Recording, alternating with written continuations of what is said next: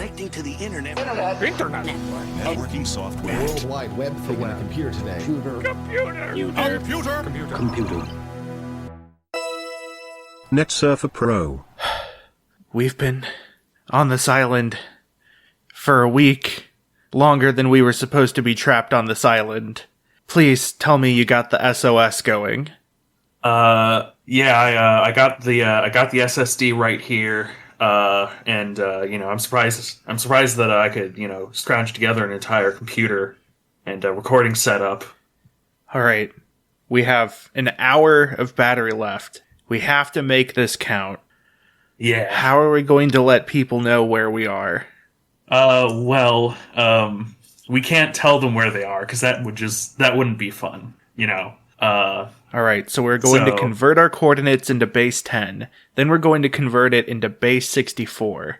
And then we're going to convert it using a Caesar cipher. And then we're going to convert that to ASCII. And then we're going to convert that into a release trailer for a video game. Except it'll flash for exactly 1 frame. And then that'll also lead to a website. And that website will be the personal blog of a robotic masseuse. That's a masseuse for robots. Not a masseuse that acts robotic. And then there's going to be a website for a bee masseuse, which is a masseuse that is a bee. And then we need to hide the link to that trailer, actually, probably in the audio forms of something. Right, of like a radio, maybe in some sort of lab facility. And then we're going to have that point to roughly 12 different indie video games. And that's going to point to Glittermitten Grove. And that's going to point to Net Surfer Pro, a whirlwind ride through the World Wide Web. I am your host, Matt, and with me is... Galen, as always. We are starving and dying of thirst, and the only thing we can think to do to stave off this terrible, terrible situation we found ourselves in is to think of ARGs. Make content. Making content will make us content. They are T.S. Eliot said that. So, it is the last episode of Lonely Julisland, where we were going to do this in July, but as per usual, life happened. So now we're carrying it over to August in a little bit. And so we have been exploring the works... Ooh, it's starting to storm. We've been exploring the works of the Lonely Island, the trio of Andy Samberg, Akiva Schaffer, and Jorma Taccone. And we have covered first their kind of music in general, then the movie Hot Rod, which was a sort of SNL movie. What's his name? Lorne Michaels, produced by Lorne Michaels. Then there was Popstar, which was a sort of mockumentary. And then finally today we are talking about one more... I hesitate to call it a movie. It's, I believe it describes itself as a visual poem. Yes. This is the Unauthorized Bash Bros experience. And I want to go real quick into the fact corner. Yes, please do. The fact corner. So, the Bash Brothers were in fact a duo of people. They were 2 players for the Oakland Athletics, the baseball team in Oakland. They were Mark McGuire and Jose Canseco. Now, these 2 players are kind of notorious nowadays because they both got outed or admitted to using performance-enhancing drugs, anabolic steroids. Jose Canseco, I believe in 2005, released a book that was sort of a autobiographical tell-all about the state of performance-enhancing drugs in the MLB. And then Mark McGuire didn't admit to it formally until 2010, after he had already long since retired from baseball. It is kind of funny. At the end of his career, Mark McGuire played for the St. Louis Cardinals. And when I was a little kid, I was like, ooh, baseball's cool. Ooh, cool baseball player. Ooh, Mark McGuire, he's for the Cardinals. And then it's just like, Mark McGuire admits to using performance-enhancing steroids. Welp, that's fun. Kill your idols. Learn that lesson early. Yeah, that was actually one of the first things I was going to say is that, we're going to put a similar disclaimer of, we are probably going to be talking about McGuire and Canseco, but when we talk about them, we are talking about the Bash Brothers experience, McGuire and Canseco. The characters. Yeah, but I did also actually, want to bring specifically up that we are two St. Louis residents, and we have one of the best one of the best baseball teams. Actually, We also have one of the best Cardinals sports teams. Yes, of the two. We have one of the best red sports teams. Oh, that's actually a much larger pool that you're drawing from. That is true. Not even to mention the Vatican hockey team. But yes, Mark McGuire is actually was a pretty big name here, as well as in the 1988 or in the 1980s athletics, because he played for the Cards for quite some time. I remember him being a really big name in baseball in my lifetime. From sometime in the 90s until the 2003, I think, maybe later in the 2000s. But the period of time in their careers that the Bash Brothers Unauthorized experience follows is around the time of the 89 World Series, which Oakland Athletics played in, and prominently featured both players. Sort of nicknamed the Bash Brothers because of just how good they were at baseball and kind of joining the team at the same time. So I don't know. I did not do this looking up, but the Bash Brothers within the experience is described as they would bash their forearms together as their sort of thing, basically. Was that real? Was that the reason that they were known for that? Didn't find anything about that, so I'm going to assume yes, that is completely factual. Yeah, that's about just right. because it sounds like a something you'd see in a manga, a baseball manga. I did just click on the Wikipedia page for the Bash Brothers and find a poster that is basically a parody of the Blues Brothers, but it's Canseco and McGuire, which is kind of great. I kind of love it. Yeah, good branding. So, of course, with this visual poem taking place in the 80s, it is heavily 80s and that sort of era imagery. There's a lot of low res cameras used, a lot of old TV stylings, and of course some familiar vaporwave imagery. Yes. Honestly, that is probably the one of the biggest reasons that I would say the best way to experience it is the full Netflix visual poem. Right. Because there is actually an associated album that has much like Pop Star Never Stop Never Stopping. There is an associated album that has an extra song and some extra verses. Ooh, it is thundering. But we might be getting our fresh water soon. We should probably set up some kind of reservoir after this, of course. Yeah, anyway, sorry, go ahead. So we should probably mention the actual format of this, because I think I might have gotten ahead of myself. So the Unauthorized Bash Bros experience is it's a Netflix special that is pretty much entirely music with video going along. There is sort of small skits in between individual songs, but it's sort of like a rock opera in that largely the music is what's used to tell the story and expand on the characters in the setting. And a lot of the intermissions are just intermissions. They're not major scenes. When you watch a movie like West Side Story, there is a lot of plot that happens outside of the music, whereas in this one, it's just kind of the hook to a song.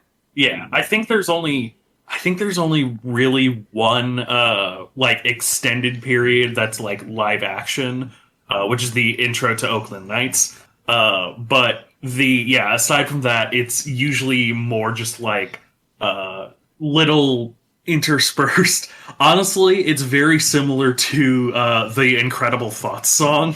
Yeah, in terms of the level of there is a level of poetry going on, and it's not bad, but it kind of ties into, I think, the overarching joke of the whole thing, which I'll get into in a little bit when we talk about it. It kind of reminds me of how a lot of hip hop albums will have actual skits between songs, or little spoken sections, little scripted sections. Yeah. It's sort of like that. And it is true, it still continues the Lonely Island style of sort of Beastie Boys inspired, like comedy rap pop rap, parappa rap pop. Hey, there we go. So yeah, it follows the story of these two players. The first song is Jose and Mark, which introduces them. By the way, I should say, Jose Canseco is played by Andy Samberg, and Mark McGuire is played by Akiva Schaffer. Yes. Akiva Schaffer has a really good voice for comedy. Like as in, the initial joke of Jose and Mark is that, like, it introduces them, and then Jose Canseco is like, okay, well, they call me Jose! And then it hard cuts to Mark in, the graphics are just, a lot of kind of what you would expect from a modern day, rap music video. It's a lot of, bloom and, panning, down, looking up to emphasize the sort of, bigger than life that Jose Canseco is. And then it hard cuts to Mark, who's, straight on, and he's like, and I'm Mark. Yeah. Just, no theatrics, no volume. Yeah. He does eventually start rapping after Jose has already gone through some lines. Yeah. So yeah, the rap itself is really good,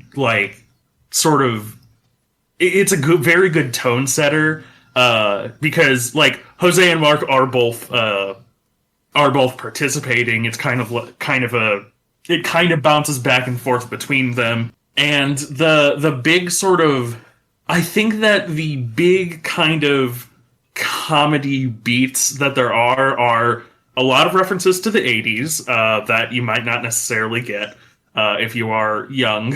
Like going to the mall and getting a pager. Yeah. Which has a fantastic rendering of an 80s vaporwave mall, I have to say. It does. There's another comedy beat of sort of their typical style of it is good rap that is in the service of ultimately some kind of lame beat or lame line. This is more prevalent in the next song, I think, Uniform On, but it is still a common theme that we'll see and I'll talk more about. And then finally just I think the overarching comedy of it is the self-importance of Jose Canseco and Mark McGuire, again within the fiction. I'm not going to we now know that they were doing steroids, but I'm not going to say they're terrible people nowadays. I don't actually know if they're terrible people. But within the fiction of the Unauthorized Bash Brothers experience, the overarching joke is the extreme self-importance of Canseco and McGuire, juxtaposed alongside moments of them being very vulnerable, but still very vulnerable in a toxic masculine way. Yes. Therapies for Losers. Yes. Is so yeah.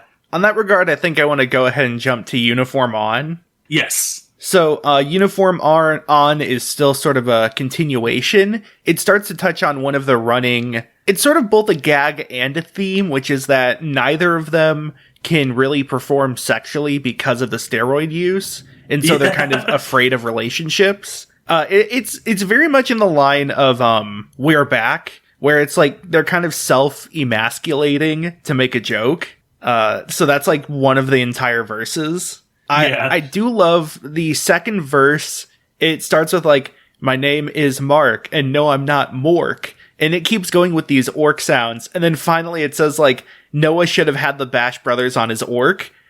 If they still rhymed with Mark, that would work fine. It's it ends with saying arc just to bring to mind wait a minute, why are they doing orc? Yeah, it works where it's I'm not Mork, a reference to Mork and Mindy. And yes, I eat pork because it's tasty on my fork. And no, I'm not a jork, but I'll jork it out the pork. Yeah. And it's okay, but you're stretching it. Yeah, and then it just ends with that, where if they had stuck with the arc rhymes, it would have been fine. Yeah. It also has the biggest anachronism in the special, which is them using Siri to look up what the plural of Goliath is. Yeah. But I think it's supposed to be Andy and Akiva in costume in like the set of the special. Yeah. So maybe it's not necessarily an anachronism and just a fourth wall break. The way that it is, I love this fourth wall break too, because the way that it is presented is like the song itself is in 4:3 video. It is, I think, actually filmed on older camcorder.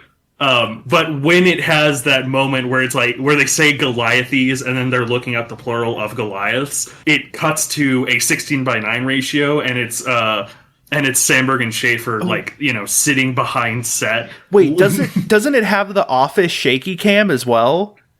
The sitcom shorthand for behind the scenes. Yeah, it might have that. Honestly, I didn't pay that much attention. Yeah. But yeah, it really largely focuses, like I said, on them having tiny penises. Well, it's tiny balls in this case. Oh, it's both actually. They say he has a tiny penis, but then his balls are so small that it makes the penis look larger. Sorry, I should have specified that. I should have ahead of time said that we're going to be talking about the penis. That's a good man. It's a shame that I don't have my alarm on me on this deserted island. Yeah, that's the only reason why we are not focusing on that. So after Uniform On, I believe, is Oakland Nights. It is. In the actual album, Let's Bash is actually number 3. I feel like that's a misstep. Let's Bash works really well as a closer. Yeah. Also, I do want to quickly say that my favorite line in Uniform On is he's talking about his mansion in a gated community, and then the next line is, "I got a room with a chair, got a room with a couch, got a framed photograph of the time I met Alf," and just the. As I said, it's the setup of a really hype line about having a chair and a couch. Yeah, it's also he says my community is gated because I never strike out. Yeah, which is whoa. Oh man. Yeah, we will go on to Oakland Nights. I do want to quickly interject and say that, so my criticism of Never Stop, Never Stopping, I feel like the Bash Brothers Ultimate Experience, being made in 2019, does a really good job of, it frames Canseco and McGuire very clearly as, again, self-aggrandizing, extremely, self-important, sort of larger-than-life figures that are still really insecure. And so I feel like when it has those questionable lines, it is very clearly more there's a lot of misogyny, but it is extremely clear and it overtly obvious that when they are being misogynist, they are the villains, and the joke is at the expense of them. Right. Yeah. Speaking of which, going on to Oakland Nights. So Oakland Nights, it starts with these two women working in an office, kind of just talking about how stressful it is. And then Jose and Mark come up and they're like, "Hey, how about you spend a night off with us?" And the song that precedes is them going through some really confusing and extended foreplay, most of which is just the two of them working out, until they gross and bore the women enough for them to leave.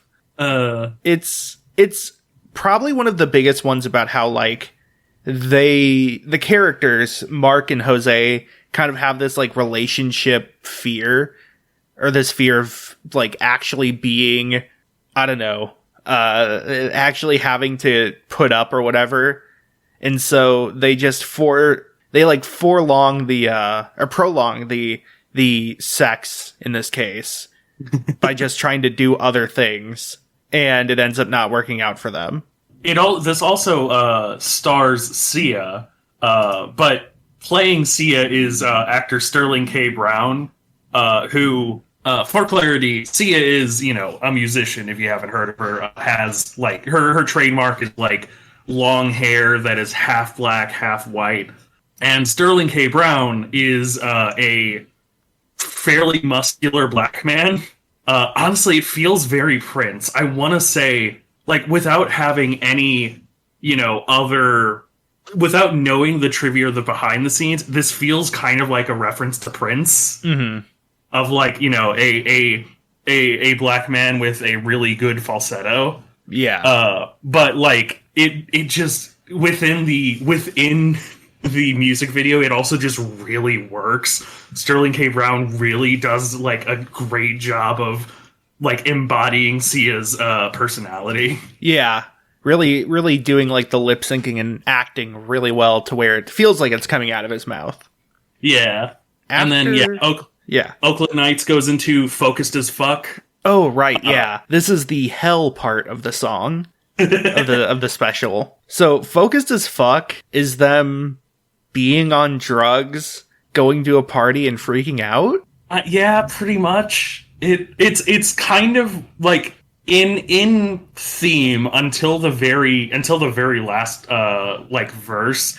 It kind of feels like one of the more generic sort of, like, we are cool people rap segments. And don't get me wrong, it is still really well done. They have really good wordplay and they're really good at delivery.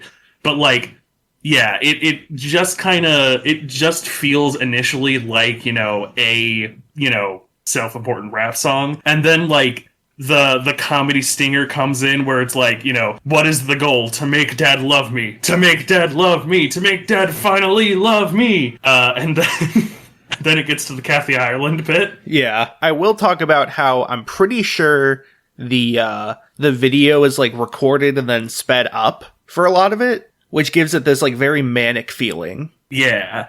It feels sort of, it has this element of, like, paranoia, maybe, that starts to seep into the special. After that, I think, is Bikini Babe Workout? It's focused on the game. Oh, really? Okay. It might be just on the album.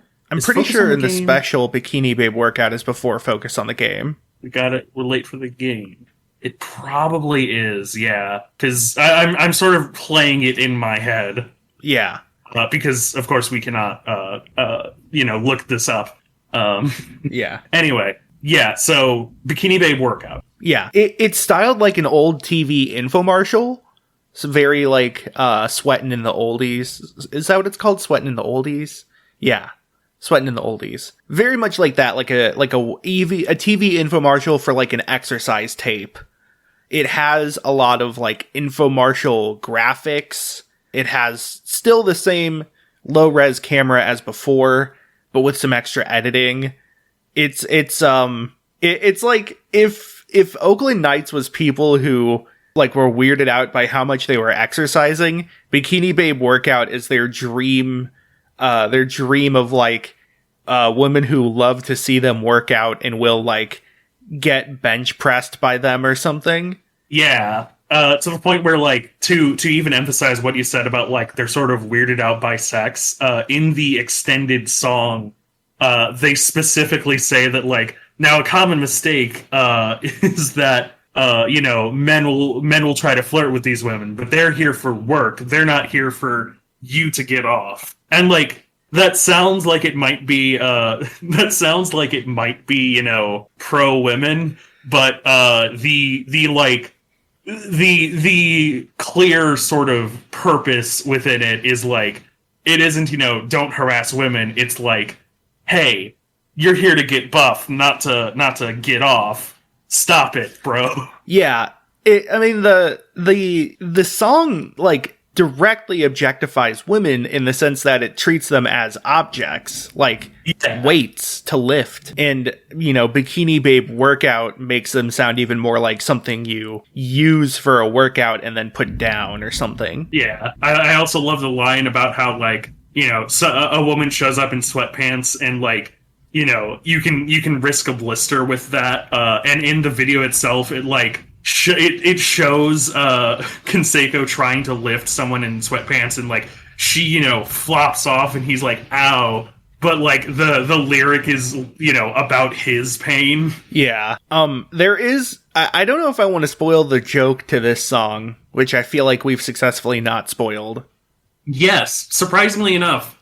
there is a bigger twist to this song that is like really fucking funny. Yeah. I don't think I think the only thing I have to say about it is that it actually has a reference to a popular modern rapper in the very end. But that's I think we can get by without spoiling the comedy bit at the end of the song. Sure. So I think after that was the Shake That Nasty Butt. Yes. So IHOP. Yeah, they go to IHOP. So in the album itself, IHOP has an intro verse by Jose, and then it has Mark's verse. In the visual poem, it just has Mark's verse, which is about IHOP. I feel like the song works well, but like the full song works well, but in a different context, where it's like Jose's verse is very just. It's kind of typical to the, it's just rapping good. But then Mark jumps in and is talking about IHOP. Mm-hmm. But within the context of the album, it works better and flows better into the IHOP parking lot. Yeah, the IHOP parking lot, where they meet a whole bunch of people. I did not write down all of their names. I assume it's the Val Gals, because I do have, a list here. Maya Rudolph, Stephanie Beatriz, Esther Ham, Danielle Ham, and Alana Ham.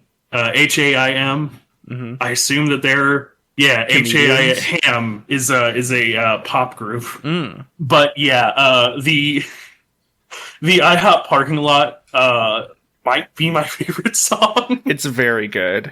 It has a really great line in it as far as like funny writing. But I think it's really interesting because like previously Jose and Mark had been hitting on women and failing.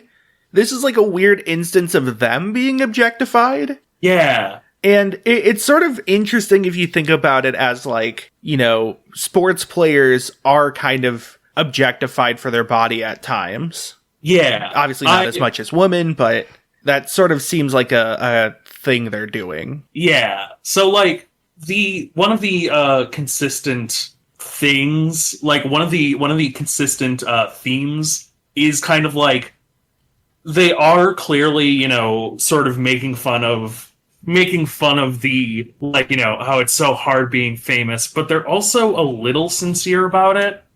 I get the feeling that it's like, it's not like when they present it, there is a lot of satire of it, but it's not fully insincere of like the stress of being a person who's famous for getting home runs, and the moment you stop getting home runs, you stop existing as far as the public is concerned. Right. And so like in the end, they're kind of like a wedge is driven between them at the end of IHOP parking lot, and they sort of sing about that. And so it's like they start to get even more like paranoid about their success. Yeah. I think after that is focus on the game. Yeah, it is. Where, they start to drift apart, they get depressed over their success. This is sort of this continues that thread from Focused AF where they're talking about like, what's the plan to make dad love me? The line that they repeat is like therapies for losers.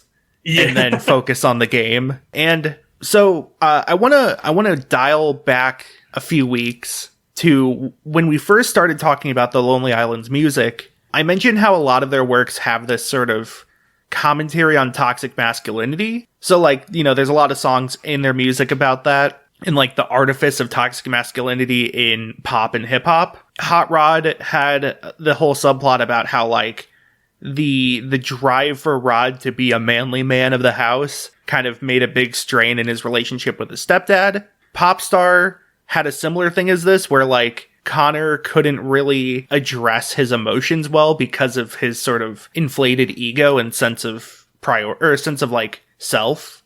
And so finally in Bash Bros, it's sort of like that where the two players are shown to have this very unhealthy way of dealing with their stress and anxieties.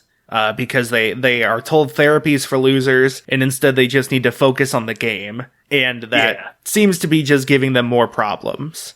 Obviously, the need to focus on the game makes them want to use more performance-enhancing drugs so that they can be more valued in the game. Yeah. So, for clarity, Focus on the Game is actually the second to last song. But Daddy is a separate song, which is before that, I believe. And like both of them touch on this exact topic. Focus on the Game. There's two lines, one in Daddy and one, like it's one at the very end of Daddy and one at the very end of Focus on the Game. Where at the end of Daddy, it's like, keep your mouth shut about the steroids, no snitching. And like they kind of repeat it.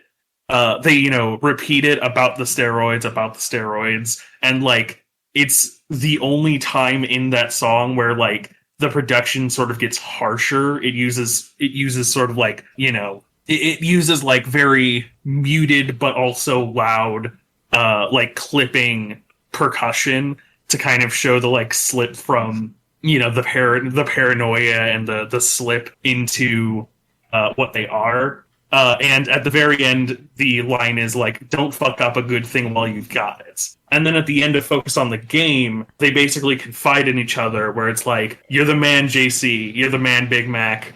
You're the only one who knows what it truly means to bash. And if one day they should come for us and strip us of our crowns, I know that if I'm going down, you're also going down.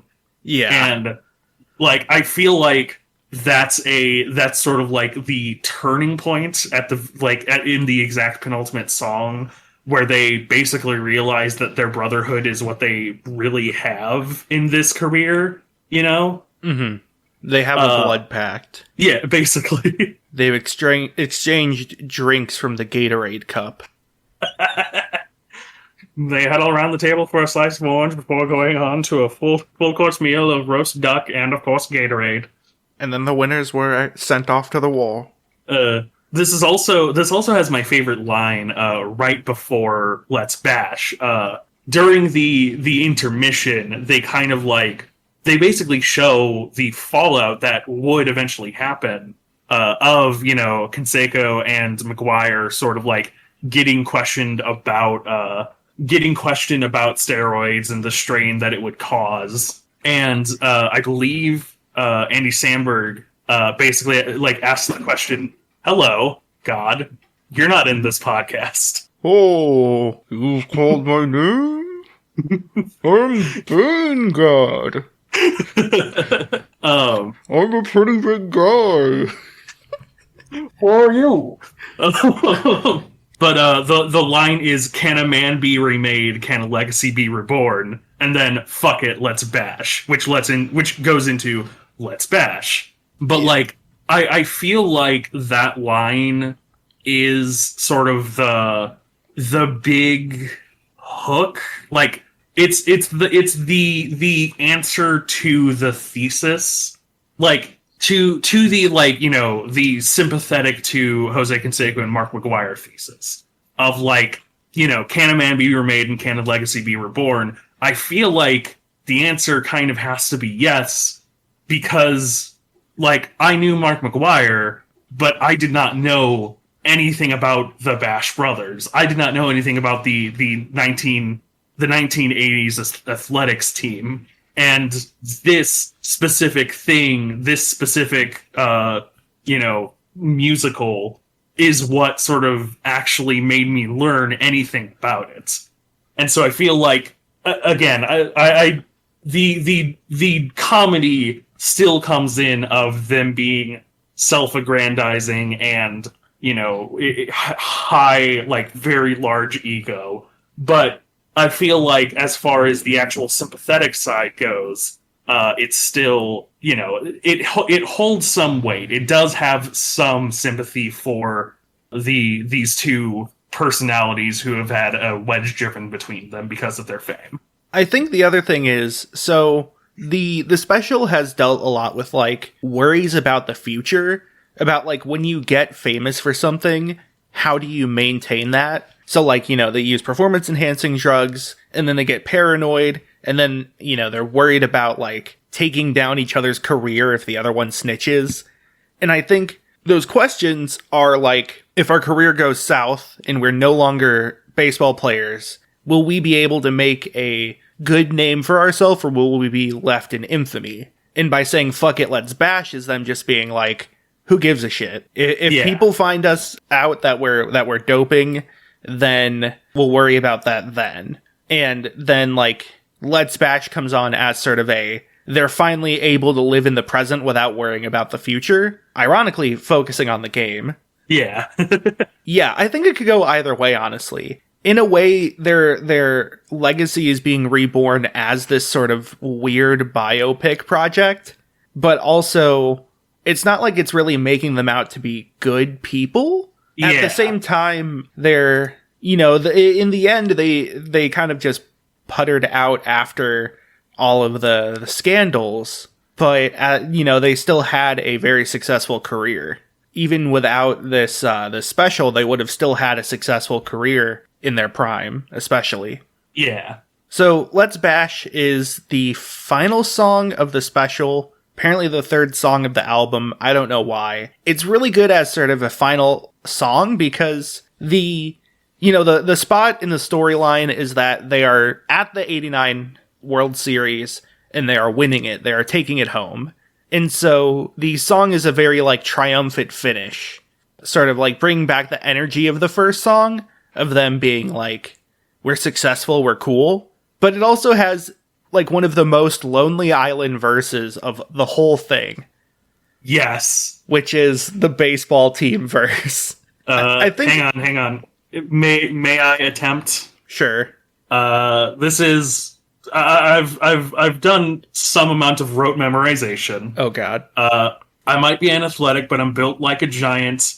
I might be athletic, but I'm built like a giant, and I'm something angel that is flying. Oh shit. Well, like a blue jay that's fucking an oriole. You're royally screwed like a marlin exposed to the oil that a pirate or a mariner dropped out his tanker. That's a cardinal sin, padre. Tell it to the ranger. And then it gets into the verse about, like, beating you up, and I don't remember it all. Yeah. And then finally, it's just, if you haven't caught on now, we're naming baseball teams. Yeah. Which, so, like, for one thing, it's a list of things. Classic Lonely Island. I think one of the things that Lonely Island is always good at, throughout all these works has always been good at, is sticking with a concept for a song. Like, they have a funny concept, and they do it. Or even just, like, a verse. Like, the orc verse is a good example of them just, like, the concept is starting with Mark and then ending with Arc, but with an O. And they just kind of keep going with it. In this case, this is just like, the idea is, what if we had a verse that named every baseball team, except, like, we did it naturally as words, instead of just naming the teams. And they're like, yes. And then they did it, and it was great. It's a work of lyrical beauty. The extended version, the album version, has an extra verse that is basically about beating up Royals fans. I'm kind of an extra verse. I don't think it's necessary. I do just kind of have a bit of a personal, like, I find it a bit personally funny because one of my roommates is actually from KC and insists that the Royals are the best team, or at the very least have the best fans, because basically their argument is that Royals fans will always pack out the stadium. It doesn't matter if they're home or away. Royals fans will travel more often than any other fans. And so when I listened to this when I listened to the extended version for the first time and heard a verse about beating up Royals fans, I could not fucking stop laughing. Wasn't 2019 when the Royals won the World Series? It might have been. Hang on. 2019 World Series. Let me just throw this carrier pigeon away, and we'll see. Okay. the Pigeon has returned, and they said actually the Nationals won the World Series, but the Royals were in the World Series. So sorry, Yes. Royals fans. So,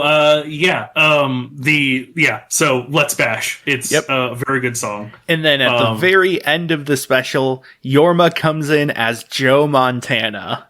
Yeah. And just does the worst thing, and it's great. It feels, honestly, it feels very like early Lonely Island. Yeah. Like it's really intentionally lame, but it still has a good flow to it. I think it has a bad flow, but on purpose. Good flow is in like it is a well constructed bad flow is kind of what I mean. Yes, it's good, good, bad, bad, good. That's the good, bad. Bad. Yes, but it's just funny to me that that's like the only appearance Yorma has, whereas he was like second. No. He also appears as Walt Weiss, who gets his arm broken by Jose Canseco. Right, yeah. So he has 2 appearances. I think it is nifty though because he was second billing in Hot Rod and Popstar. Though I guess Akiva was also second billing in Popstar, but still, it's like there's the Andy and Yorma, then there's all 3 of them, and then there's Andy and Akiva. So now we need to have Akiva and Yorma, clearly. We need to have the Just Two Guys movie. Yes. Look, we like sports, and we don't care who knows. Though specifically, we do like the Bash Brothers. Yes, the Bash Brothers experience is a very wonderful visual poem. It is very fun to listen to. The extra song, Feed the Beast, it's all right. Wait, the Minecraft mod? Yes, actually. Wow. The Minecraft mod was actually named after this song from 2019. Wow. Andy must be a really big Minecraft fan. Yeah. He probably has a whole survival multiplayer. Hey, I'm Andy Sandberg. Welcome to my Minecraft survival web server. Minecraft, but all of my friends are SNL comedians. We're dying from thirst and hunger. Yeah. Turns out the rainwater is not as good to drink as you would think it would be, which I wouldn't think it would be great, but when you're thirsty, you do anything. Yeah. Which, I mean that in literal thirst. Yes, the actual thirst. We are not that kind of thirsty. Yet. Please save us before we are. Okay, I think that means it's time for the end of the episode. Thank you. Indeed. Thank you for listening. You can follow us on social media, on Twitter at NetSurferPro. You can send us a message about anything you'd want to see or hear us cover, any suggestions for stuff. You can also, get updates on when our next episode's going to be, get some teasers on upcoming episodes. It's kind of a toss-up for what's next since we're no longer in Lonely July-August. So that'll be fun to check out. See what's coming up ahead. You can follow us or like us on any podcasting platform. Give us a rating, give us a review, give us a comment. Give us some interaction, some engagement. And you can follow us on those platforms to get updates on when we get our new episodes out. You can follow me on Twitter at MattCraigGaming, where I tweet my takes on things like video games and board games and anime and music and stuff like that. I also tweet on when I go live on my stream, which is at twitch.tv/twack. That's twitch.tv/TWAK. I stream Tuesday, Wednesday, and Friday. I had to remember my schedule. From 1 p.m. Central Time to 2 p.m. Sorry, not 2. 3 or 4 p.m. Central Time. I stream speedruns, fighting games, roguelites, competitive games, a whole lot of different stuff. But it's always fun, chill time, always analytical, and always funny, I hope. Also, on the 13th and 19th of August, I'm going to be doing charity streams to fundraise for the Juvenile Diabetes Research Foundation, a charity that's very kind of close to me, very close to my heart. Means a lot to me. Oh, yeah. Close to my pancreas, technically. But so, there's a donation link on my Twitter and on my Twitch page if you want to donate without going to those streams.